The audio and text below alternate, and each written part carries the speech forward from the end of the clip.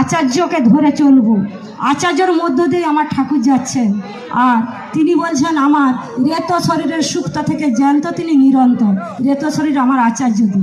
তাই আমরা আচার্যদেবের ইচ্ছাকে আর পূজনীয় অবিন্দাকে তিনি যা যা চেয়েছেন আমরা তার আদেশ নির্দেশগুলো পালন করব। না পালন করলে আমরা তার দয়া বা তার কৃপা পাবো কী করে? তিনি খুব সুন্দরভাবে আমাদের এখন সত্যানুসরণ পাঠ করেন আর ভেঙে ভেঙে তিনি আমাদেরকে জানিয়ে দেন।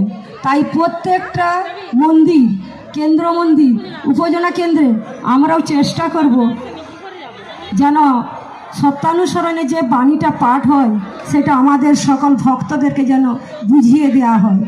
আর এই যে সকালবেলায় বিকেলবেলায় এখন চেয়েছেন প্রার্থনায়, আমরা সকলে চেষ্টা করলে কিন্তু আমরা পারি।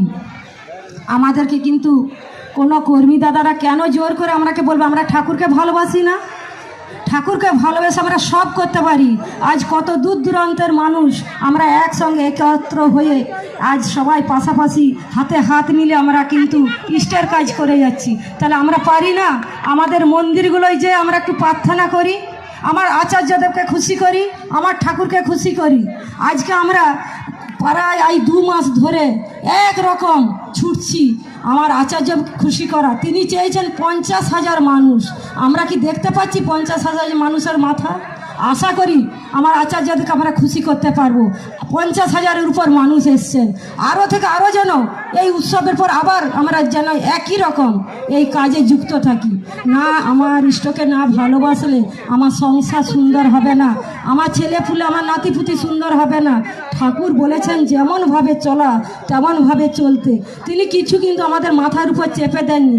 তিনি যা যা করেছেন আমাদেরকে তিনি তাই তাই করতে বলেছেন, একটা বেশি কিন্তু তিনি বলেননি। মাছ মাংস খাসনি আর পেঁয়াজ রসুন মাদক ছাড় আমরা কিন্তু অনেক দিন সৎসঙ্গী হয়েছি, এখনও কিন্তু এইটার থেকে সরতে পারছি না।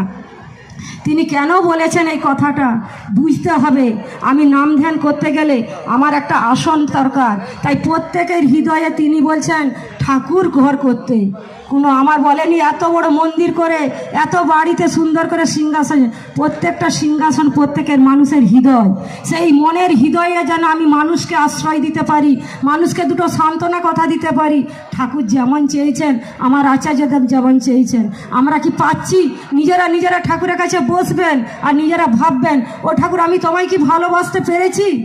আচার্যদেব বলেছেন সারাদিনের 6টা বার অন্তত ঠাকুরের কাছে বলবে ও ঠাকুর আমি তোমায় খুব ভালোবাসি, ঠাকুর আমি তোমায় খুব ভালোবাসি। একদিন সত্যি সত্যি আমরা ঠাকুরকে ভালোবেসে ফেলবো আর আমরা নগরে নগরে কোনো দ্বিধাবোধ করব।